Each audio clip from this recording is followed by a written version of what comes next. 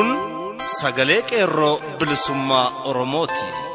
Sagaleen qeerroo bilisummaa Oromoo torbaanitti guyyaa 3 facaasaa yookaan kibxata kamisaa fi jimaata akka lakkoofsa sa'a Oromootti galgala keessaa sa'a 7:00 hanga 8tti meetir baandii 16 yookaan kiiloo heerzii 17,840 irratti qilleensa irraan isiniif darbuudha. Kun sagalee qeerroo bilisummaa Oromooti.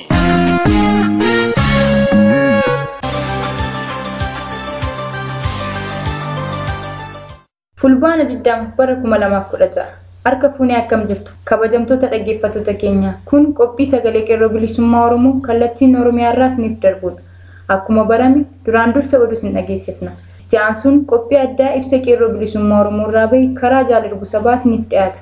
Wallee warraaqsaas qaama sagantaa keenyaati. Isin keessummeessaa kan isin waliin turu ani urjii bilisummaati. Hanga xumura sagantaa keenyaatti nu waliin turan afeerraa kooti. Amma hangafoota oduun isin dhageessisa. Godina Arsii keessatti wayyaaniin dargaggoonni ayyaana Irreechaa irratti argamuuf akka ayyaanne jechuun maatii dargaggootaa dorsisuu eegalte. Fincila xumura gabrummaa godina Arsii lixaa aanaa Qoreetti qeerroodhaan jabaatee itti fufeera. Oromiyaa godinoota garaagaraatti leenjiin barsiisotaaf afaan faajjessuuf kennamaa jiru haala garaagaraan fashalaa jiraachuun himame. Bulee Horaatti waraqaa warraaqsaa bittinfamee shirri wayyaanii magaalota Oromiyaa adda addaa keessatti saaxilamaa jiraachuunis barame. Kan jedhuu fi kanneen biroos ni jiru. Babal'ina oduuf jaallejiitu gada. Godina Arsii aanaa Roobeetti barsiisaa mana barumsaa Ataabaa Adaamii barsiisuu fi barsiisaa sabboonaa yeroo hedduu mana barumsichaatti sabboonummaan beekamu barsiisaa Muktaar Abdoo waraana wayyaaniitiin butamuu isaa fi eessa akka geessan haga ammaatti kan hin beekamne ta'uun isaa himame. Achuma godina Arsii keessatti wayyaaniin dargaggoonni ayyaana Irreechaa irratti argamuuf akka hin yaadne jechuun maatii dargaggootaa dorsisuu eegalte. Magaalota akka Shaashamannee, Adaabbaa, Ajjee, Waabee, Nageellee, Seeruu, Dheeraa, Itayyaa, Hamdaa, Siree, Goobessaa fi Kofalee keessatti walgahiin dhimma ayyaana Irreechaa ilaallatu jechuun wayyaaniin waamtee maanguddoota dorsisaa akka jirtu qeerroo naannichaan sagalee qeerroo bilisummaa Oromoof himame. Bakkoota hedduutti maanguddoonni dheekkamsaan ergamtoota wayyaanii Oppidiyoo salphisuun erga yoomii as dargaggoota ayyaana Irreechaatiif jedhee galmeessuu eegale. Bakka ilmaan Oromoo itti wal ga'anitti argamuuf galmeen maaf barbaachise uummata Oromoo kan lubbuun jiru dhiisaa ka ficcisiistaniif waan yaadaa jirtan nutti himaa erga biyya bulchaa jirra jettanii jechuun gaaffilee ciccimoo afaan qabsiisuun addaan bu'uun isaanii dhaga'ame. Kuni kanaan osoo jiru guyyoottan hafanittis yookaan haga gaafa guyyaa Irreechaatti maatii dargaggootaa dorsisuuf kaabinoota hanga ganda baadiyyaatti bobbaasuun ishiis keessuma Oppidiyoon dhaga'amee jira. Bifuma wal fakkaatuun fincilli xumura gabrummaa godina Arsii lixaa aanaa Qoreetti qeerroodhaan jabaatee itti fufeera. Fincila xumura gabrummaa aanaa kanaa keessatti uummata qonnaan bulaa hojjetaa garaagaraa fi caasaa mootummaas dabalatee daandii cufuun hidhattoota mootummaa fi milishoota gandaa irrattis tarkaanfiin humna hin beekamneen irratti fudhatameera.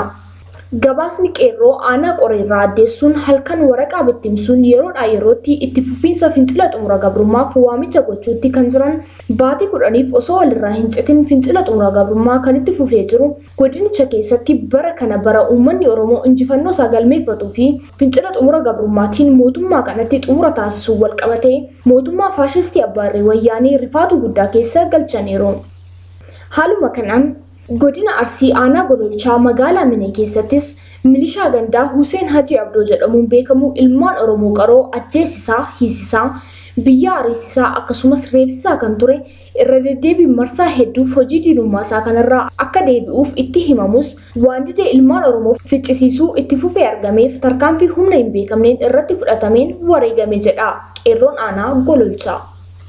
Oduu biraan walgahiin wayyaanee fashalaa'uuf qoqqobamuun dhaga'ame. Leenjiin barsiisotaa godinaalee Oromiyaa garaagaraatti calleensaan geggeeffamuusaa akkasumas lagatamaa jiraachuun dubbatamaa jira.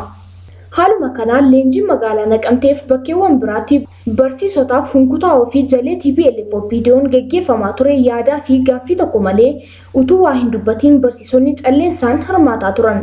Bifuma wal fakkaataan Wallagga Bahaa aanaa Waamaa Galoo magaalaa Qassoo keessatti leenjii barsiisotaaf kennuuf ergamtoonni wayyaanee OPDO'n aanaarraa jechuun magaalaa Mooxeerraa kanneen akka Darajjee Nagaasaa itti aanaa bulchiinsa aanaa Waamaa Galoo, Addunyaa Baayisaa waajjira galiirraa, Magarsaa waajjira lafaa fi kaabinoonni aanaa sadarkaa waardiyyummaarraa gara geggeessummaatti guddatan barsiisota qareeyyii uummataatiif shora olaanaa taphataa jiran kan lakkoofsaan 80 ol ta'aniif leenjii kennina jechuun magaalaa Qassoo mana barumsaa Qassoo sadarkaa tokkoffaa keessatti yoo teessisuuf jedhan barsiisonni gootummaan uummata ficcisiisaa yeroo walgahii nu keessan nuti gowwaa taanee fudhachuu hin qabnu jechuun walgahii lakkisanii bahanii jiran. Wallagga Bahaa aanaa Waamaa Galoo mana barumsaa Killoof Qassoo keessatti leenjiin qaamota mootummaatiin kennamaa jiru barsiisota biratti fudhatama dhabaa jira. Haaluma kanaan gaaffiif dubbii tokko malee kan itti jiramu yoo ta'u, afeerraa jarri gooftolii ishee wayyaanee irraa kadhattee gooteef illee lagachaa jiraachuu qeerroon bakkichaa sagalee qeerroo bilisummaa Oromoof gabaaseera.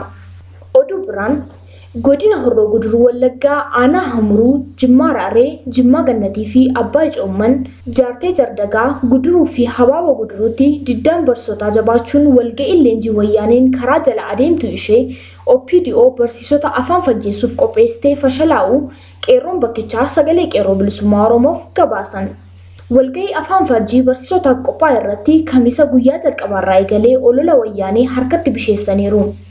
Haaluma kanaan ajjechaa yeroo darbe barsiisaa Muhammad Usmaan irratti raawwatamee fi Oromiyaa keessatti raawwatamaa jiru gadi jabeessuun balaaleffatan.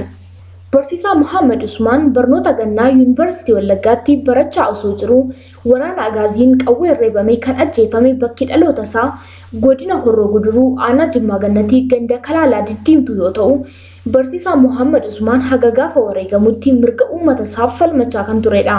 Haaluma kanaan barsiisonni aanicha keessatti argaman sadarkaa tokkoffaa hanga sadarkaa lammaffaa fi qophaa'inaatti jiran haratoo dabalatee walga'ii afaan fajjii kana callisuun yeroo dabballeen OPDO garaa isheef bulaa jirtu lallabaa olola oofaa turte jecha tokkollee utuu hin dubbatiin gadda guddaan liqinfamanii jalaa didaniiru.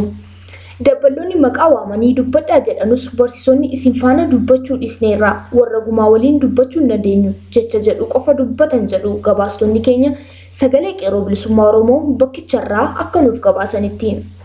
Dhumarratti Bulee Horaatti waraqaa warraaqsaa bittinfame. Shirri wayyaanee magaalota Oromiyaa adda addaa keessatti saaxilamaa jiraachuunis barame. Godina Gujii Lixaa magaalaa Bulee Horaatti waraqaan qeerroodhaan magaalicha keessa bittinfamee jira.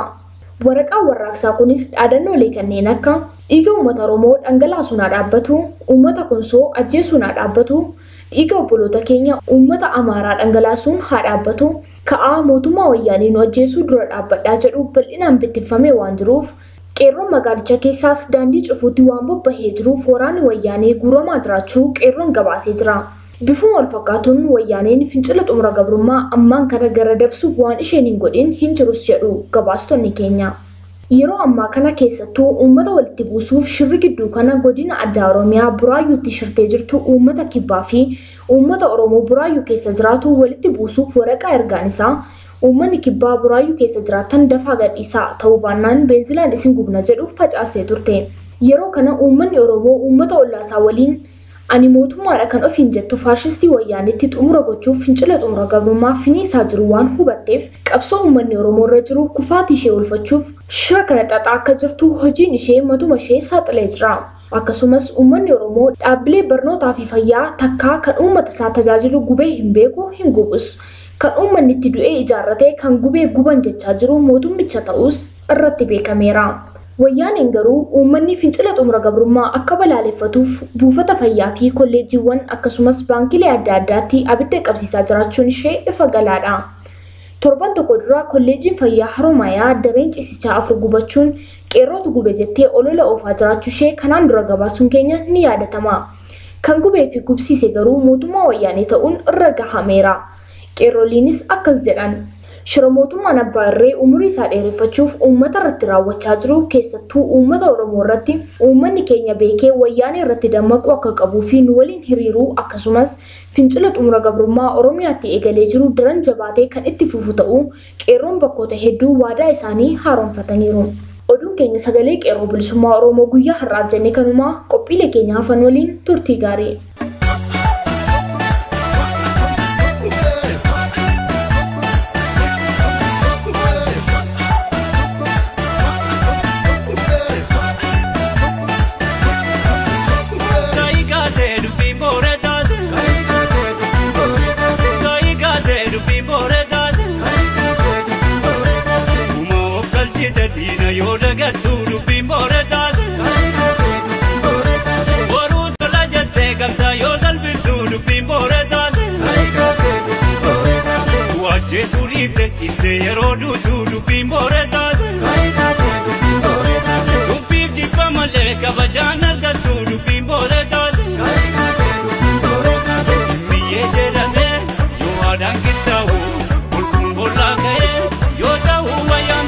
Dhaadannoo ayyaana irreechaa bara 2016. Ayyaana irreechaa guddicha bu'aa qabsoo bilisummaa Oromoon argamee as gahe qabsoon kunuunfanna. Ibsa qeerroo bilisummaa Oromoo irraa kenname.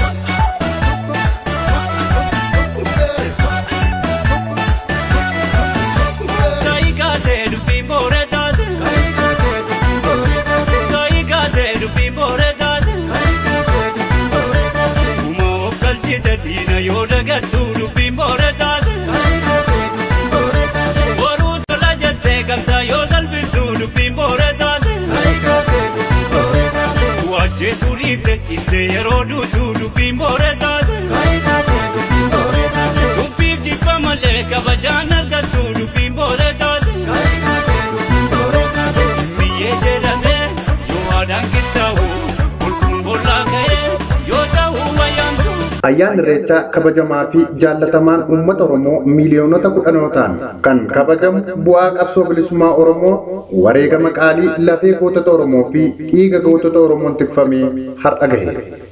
Yeroo ammaa kanattis ayyaana irreechaa fi aadaa Oromoo kunuunsanii tiksuun dhalootaaf dabarsuuf gootonni Oromoo wareegama qaaliitti baasaa jiru. Baroota darban keessa ayyaana irreechaa kabajuuf jecha uummanni Oromoo fi sabboontotiin hedduun waraana gaazii fi poolisoota sirna TPLF'n hedduu dararamanii jiru. Gariin qabsaa'otaa fi dargaggoonni Oromoo bakka irreecha kabajatanii fi kabajuuf deemanitti reebamuun kanneen qaamaan hir'atan hedduudha. Warri hidhaman hanga ammaa bakka buuteen isaanii wallaalame dhibboota hedduudha. Kanas ta'e gootonni qeerroo bilisummaa hiraarsa kora bittinneessaan osoo hin jilbeeffatiin ayyaana irreechaa Oromiyaa bakkoota adda addaatti kabajamuuf sirna miidhagaan kabajuun aadaa Oromoo addunyaatti mul'isaa turan. Halleen dararaa fi gufaatiin sirna wayyaanee TPLF uummata keenya irraan gahu hunda keessa qaxxaamuruun bu'aa gootota wareegamanii kan ta'e ayyaana irreechaa kan daran miidhagsuu fi addunyaatti mul'isuuf har'a sadarkaa yuuniskootti galmaa'aa jiraachuun qabsoo Oromootiif injifannoo tokko. Haala kana keessatti qeerroon bilisummaa Oromoo ayyaana irreechaa birraa kan baranaa bara 2016 hora Arsadiitti kabajamuuf yeroo jiru kana keessatti Oromiyaa fi uummanni Oromoo bulchiinsa waraanaa yoomiyyuu caalaa suukanneessaa kan ta'e jala galtee jirti. Ayyaanni guddaa saba Oromoo biratti jaallatamaa ta'e kun duula waraana TPLF Oromiyaa fi Oromoo irratti labse kana cabsuun uummata miiliyoona hedduun kabajamuuf Oromoota biratti qophii guddaa irra jira. Bara kana ayyaana irreechaa kabajamu kun dhaadannoo ayyaana irreechaa guddicha bu'aa qabsoo bilisummaa Oromoo kan argamee as gahe qabsoon kunuunfanna jedhuun kan kabajamu waan ta'eef qeerroon bilisummaa Oromoo uummata isaa cufa waliin ta'uun ayyaana irreechaa bara 2016 kabajamu bifa adda ta'een kabajachuuf kan jiru ta'us hubachiisuun haala kabaja ayyaana irreechaa baranaa kan sadarkaa hundarratti kabajamu laalchisuun qeerroon bilisummaa Oromoo uummata Oromoo sabootaa fi sablammoota kabajaa fi jaalala ayyaana irreecha Oromoof qaban hundaaf ibsa kanaa gadi dabarsee jira.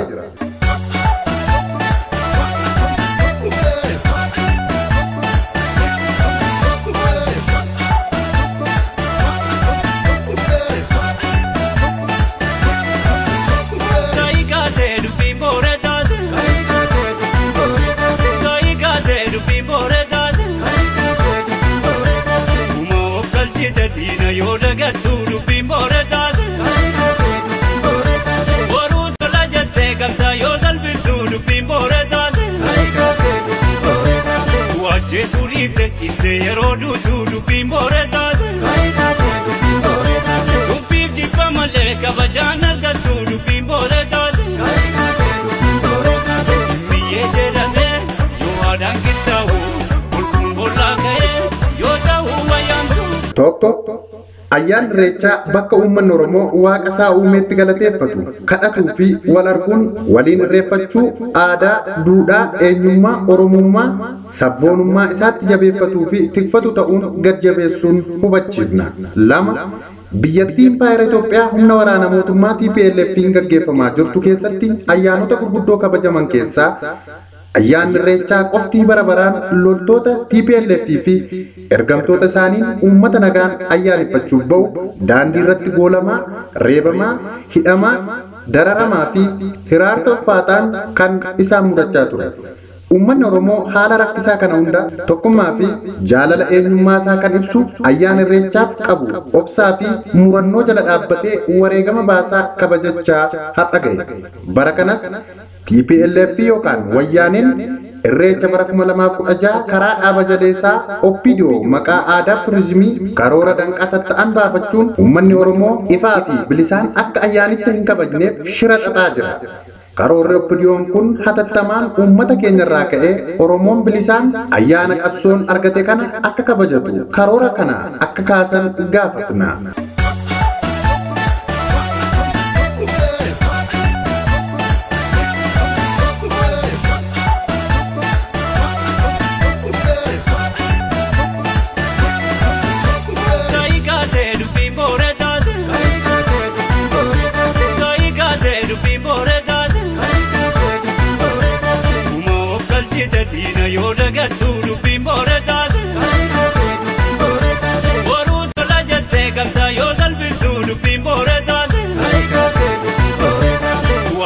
Yeroo duutu dubbiin boore taate. Dubbiif jibba malee kabajaan argattu dubbiin boore taate. Biyyee jedhamee yoo aadaan qixxaawu bulkuun bollaa ka'ee yoo ta'u wayyaantu. Sadi mootummaan wayyaanii OPDO uummata Oromoo waaqa uumaa keellee eeyyama koo malee waaqeffachuu fi ayyaaneffachuu hin dandeessu jechuun mirga uumamaan uummanni keenya qabu irraa sarbuun anatu si beekaa akkan jedhetti malee waaqeffachuu hin dandeessu jechuun shororka uummata keenya irratti gaggeessaa jiran hatattamaan akka dhaabbatu qeerroon bilisummaa Oromoo gad jabeessuun ni hubachiisa. Jaarmiyaaleen mirga namummaa idil addunyaa hundi rakkoo ulfaataa uummanni keenya keessa jiru akka hubatanii fi dhiibbaa wayyaanee irratti akka jabeessus sabboontonni biyya alaa jirtan gad jabeessitanii akka irratti hojjetan cimsinee gaafanna. Afur qeerroon dargaggoon Oromoo hamilee uummata keenyaa fi qabsoo bilisummaa bara dheeraa uummanni keenya irratti wareegamaa jiruu fi kabajaa fi jaalala qabnu mul'isuun jeequmsa kamuu osoo hin uumne Oromiyaa gootota Oromoo qabsoof wareegaman faarsuun uummata hamileessuu fi diddaa sirna gabroonfataaf qabnu mul'isuu irratti jabaannee akka hojjennu hubachiifna.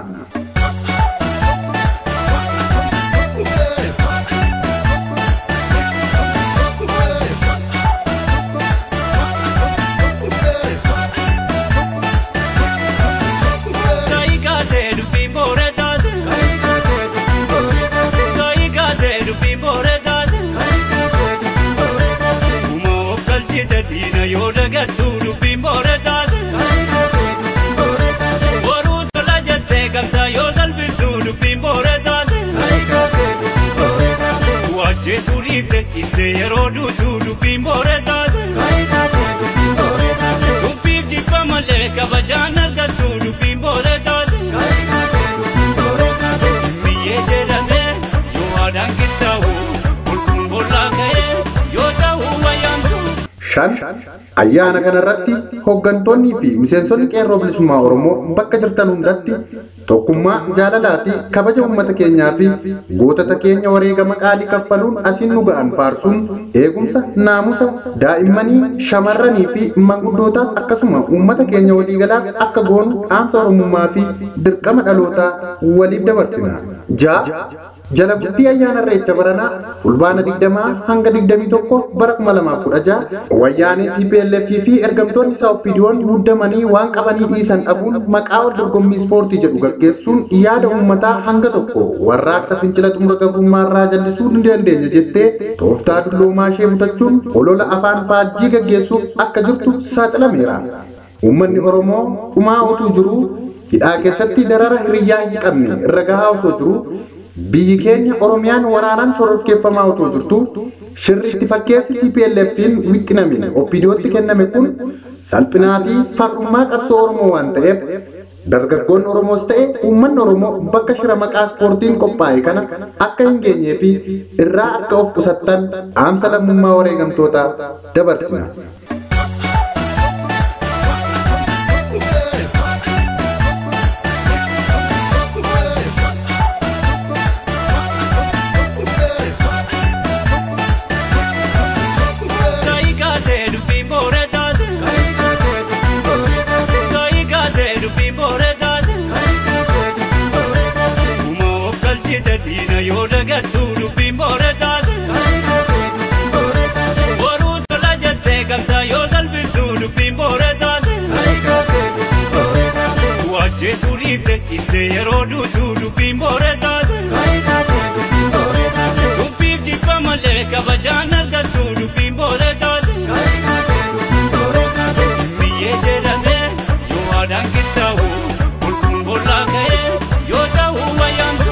Torba uummanni Oromoo biyya isaa keessatti mootummaa hin qabu, miidiyaa mootummaas hin qabu, poolisii isa eegus hin qabu, nageenyaa fi mirga isaa kan kabachiisu hin qabu. Oromoon wal malee homaa waan hin qabneef bakka jirtan hundatti jaalala tokkummaa fi kabaja Oromummaa waliif akka qabaattan nagaan baatanii nagaan qe'ee keessanitti akka deebitaniif akka wal tiksitaniif waamicha keenya dabarsina. Miidiyaaleen walaba Oromoo jala bultii ayyaana irreechaa irraa eegaluun ayyaanichaa fi qophii isaa addunyaatti mul'isuun akka miidhagsitan waamicha keenya dabarsina. 8 mootummaan wayyaanee shiroota garaagaraa jala bultii ayyaana irreechaa raawwachuuf jiru qindeessaa jira. Shiroota kanneen keessaa ammaaf kan saaxilame faajjii qabsoo bilisummaa Oromoo alaabaa adda bilisummaa Oromoo har'a uummanni Oromoo golee fi Oromiyaa cufa keessatti qabatee ittiin warraaqsa gaggeeffataa jiruu fi jaalala kabaja uummanni adda bilisummaa Oromoo faajjii qabsoo isaaf qabu agarsiisaa kan jiru kana gaafa jala bultii ayyaana irreechaa irraa kaasee basaastonni wayyaanee bal'inaan karaarra dhaabbatanii gurguruun nama alaabaa bituu hordofuun qabuu fi shira guddaa xaxaa jiru. Uummanni keenyaa fi dargaggoonni keenya kana hubachuun alaabaa Oromoo kan wayyaaneen gurgurtaaf dhiyeessaa jirtu akka irraa hin bitanneef garjabeessinee dhaamsa dabarsina. 9 ayyaanni irreecha birraa bara 2016 sadarkaa godinaaleetti waan itti fufuuf qabxiilee ibsa kanarratti tarreeffaman bakka jirrutti yaadachaa muuxannoo horaar sadiitti argattan irraa kabaja ayyaana irreechaa godinaalee irrattis bifa ho'aa naamusa olaanaa fi qindaa'ina qabuun akka kabajamu waltaanii gamtaan kan irratti hojjennu ta'uu dhaamsa keenya dabarsina. Injifannoo uummata Oromoof gadaan gadaa bilisummaati. Qeerroo bilisummaa Oromoo fulbaana bara 2016.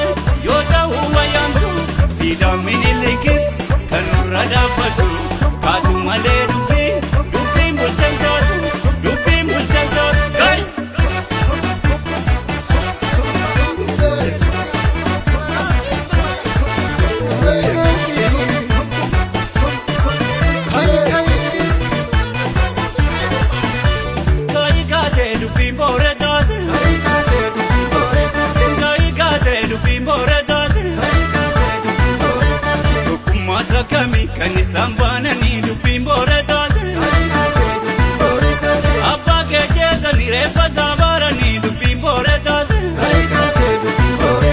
Reeffa saadhiitanii isa xiqqeessanii jalan qofaan olee seenaa saalanii tokkummaa sakkamii kan isaaf jootanii biyya qabdaa ka'ii kan keessaa beekanii kan keessaa beekanii.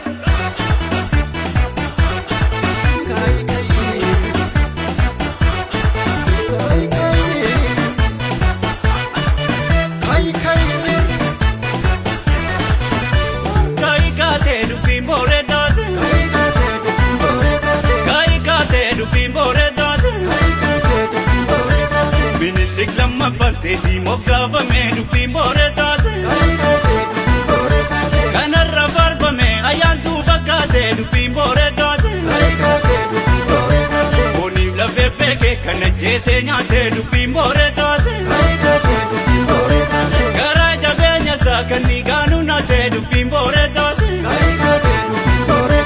Arma barka mure kamba chagolate ilmo nisa gerarte di namanya tapeshe ayantu yogote rajimani gaba inkati yotote mirga sabaketi halaga lolate lakki kailoni yondi banobe kai dubu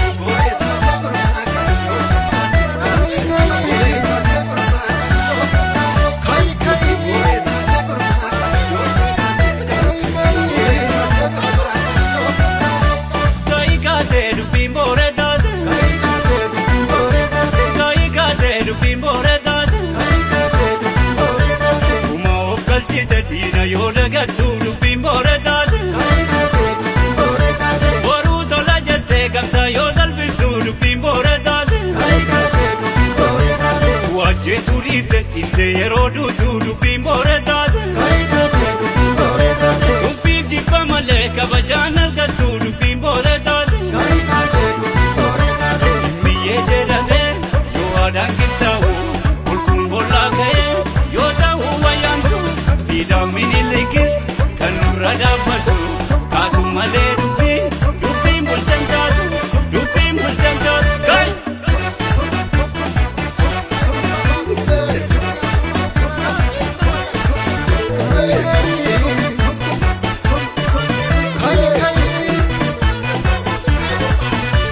Kai kaate dubbiin booree taate. Kai kaate dubbiin booree taate. Sakami kan isaan baananii dubbiin booree taate. Abbaa keecheessanii reeffa saabaaranii dubbiin booree taate. Reeffa saadhiitanii isa xiqqeessanii jalan qofaan olee seenaa saalanii tokkummaa sakkamii kan isaaf jootanii biyya qabdaa ka'ii kan keessaa beekanii kan keessaa beekanii. Kai dubbii booree taate.